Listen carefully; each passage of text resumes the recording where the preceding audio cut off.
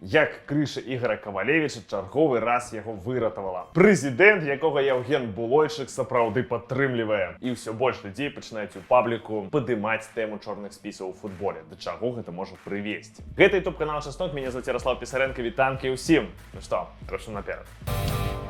І пакуль там все сочуць за чэмпіянатам свету по футболе, давайте паговорым пра беларускі футбол. Тым больш, пакуль на тым чэмпіянаце свету групавы раунд, па якасці беларускі футбол не шмат саступае. А па эмацыйнасці тым больш. На гэтых выходных прайшло дэрбі Віцебска. МЛ гуляў з Віцебскам уласна і прайграў. І пасля перамогі ў дэрбі Віцебск перарваў 6-матчавую серыю без перамог. Пасля гульні прэс-служба Віцебска выкаціла такі вось победоносны пост. І хто тут каралі горада? Мы. Мяркуючы па колькасці каментароў, якія рыфмуюцца з «Мы никогда не устанем повторять», матч МЛ і Віцебска сапраўды дэрбі. Дарэчы, а вы як лічыце? Нават фаеры былі на стадыёне падчас іх мінулых гульні. Я ўвогуле не памятаю, калі такое было апошні раз у беларускім футболе. Карацей, мне звонку падаецца, што сапраўды гэта дэрбі, а як сам горад гэта адчувае. Типа ёсць гэтыя трушныя фанаты, якія падтрымліваюць Віцебск, і глоры, якія заўзеюць за МЛ на хвалі гэтага поспеха. Ці як? Пішыце ў каментарах. Прэс-служба Віцебска выкаціла яшчэ і такі пост. Друзья, срочные новости. Не только команды готовятся к дерби, но и фанаты провели дезинфекцию своей трибуны после нахождения на ней фанатов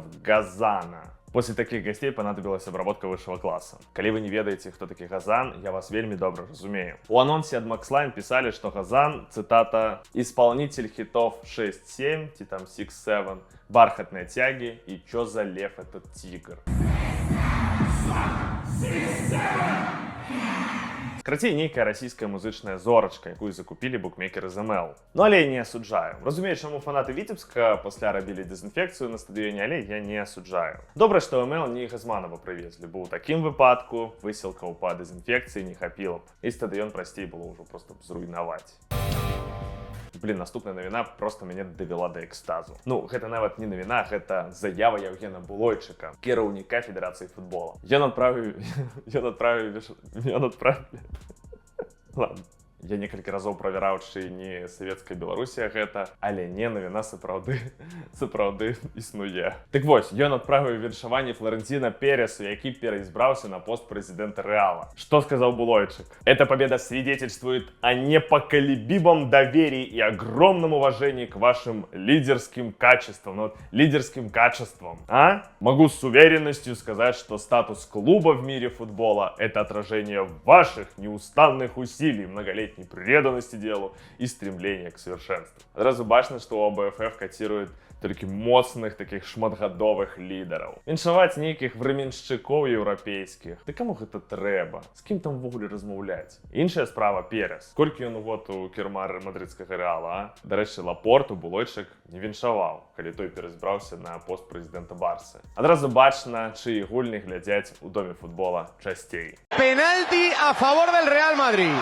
Цікава, ці дайшло да Переса гэтае віншаванне, я спадзяюся вельмі, што так. Ці можа не. І гэта было так проста зроблена для праформы. Калі так, то выглядае гэта як паведамленне Дэвіду Бекхэму ў інстаграме, калі яго сын з сям'ёй перастаў размаўляць. Памятаеце, быў такі скандальчык. З іншага боку, Булойчык сапраўды сустракаўся з Пересом. Напомним, что в мае Евгений Булойчик и Флорентина Перес сделали совместный снимок. Давайте часцей об гэтым нагадывать, все правильно. Такие сувязі беларускага футбола. Дарэчы, цікава, як Перес працягне кіраваць Рэалам. Ён ж там нібыта паабяцаў падпісаць гульца за 150 мільёнаў еўра. Хто гэта будзе? Алісе ці Віцінья? Актуальныя навіны вы заўсёды можете знайсці ў мабільным дадатку Трибуна Бай. Там і навіны, і клёвы матч-цэнтр, самае то падчас чэмпіянату свету. Спасылка будзе ў апісанні да відоса. А мы працягваем. Бо не толькі ў бок Переса Булойчык выконваў рэверансы. Ёсць яшчэ адзін функцыянер, чый узрост пераваліў ужо за 70 гадоў і якога ў АБФФ каціруюць вельмі высока, максімальна высока. Вось што сказаў Булойчык. У чарговы раз хочу падзякаваць Лукашэнку за такі падарунак, маецца на ўвазе нацыянальны стадыён, які мы будзем максімальна выкарыстоўваць. Цікавая сітуацыя, не? Бо стадыён – гэта падарунак не Лукашэнкі беларусам, гэта падарунак кітайцаў беларусам. Нават сам Лукашенко про гэта казаў, не? Это подарок Китая, беларускі народ не заплаціў ні капейкі. Таму Булойчык не тым дзякуе, хіба толькі па інерцыі гэта робіць. Ігор Кавалевіч расказаў, як прайшоў тыя прыгоды, калі суддзі пачалі пісаць на яго заявы ў РУС. Калі што, Ігор Мікалаевіч на волі, усё ў парадку. І справа яго знаходзіцца на тым этапе, дзе трэнер ужо можа хваліцца сваёй перамогай. Але давайте по парадку. Я думаю, вы памятаеце той выпадак, мы пра яго расказвалі, але давайте нагадаем. Яшчэ перад сезонам у берасці былі зборы Немана. Там жа да сезона рыхтаваліся і суддзі. І вось без ніякай нагоды на то да іх падышоў Кавалевіч і пачаў абражаць, казаў, што яны там міністэрскія пасцілкі і гэтак далей. Нешта там ён яшчэ казаў, але я толькі пра этих міністэрскіх пасцілак запомніў. Дык вось, суддзі пайшлі і накаталі заявы. Сарнуліся, то бок. Але на Кавалевіча з голымі рукамі это апасна. Ён з не такіх прыгод выходзіў. Што кажа трэнер зараз? Праваахоўныя органы, яны таму і называюцца праваахоўнымі, што абараняюць правы грамадзян. Вось і абаранілі мае. За тыя ці іншыя парушэнні я атрымаў 4 базавыя велічыні, а таксама одну гульню умоўна, наколькі памятаю. Ну і Кавалевіч дадаваў, што раней яго значна мацней штрафавалі, а тут, тьфу, 180 рублей, господи, копейкі. А яшчэ ён напірае, што, маўляў, закон у краіне працуе і акурат на яго карысць. Мяне радуе, што ў нашай краіне ўсё ж такі галоўную ролю гуляюць законы. У дачыненні да мяне хацелі сфабрыкаваць справу, якой не існавала. Гэта абсурд, які цяжка нават прыдумаць. 10 чалавек напісалі заяву, а яшчэ 5 дапісвалі 25 сакавіка. Нязручна атрымалася. Іногда не да законаў, але ў выпадку Кавалевіча ўсё да законаў, як вы бачыце. Але, канешне, не ўсё так проста, да і сам трэнер раскрывае, чаму гэта законы раптоўна сталі на яго бок. Я выйшаў з гэтай сітуацыі з гонарам і годнасцю пры дапамозе кіраўніцтва Гродна,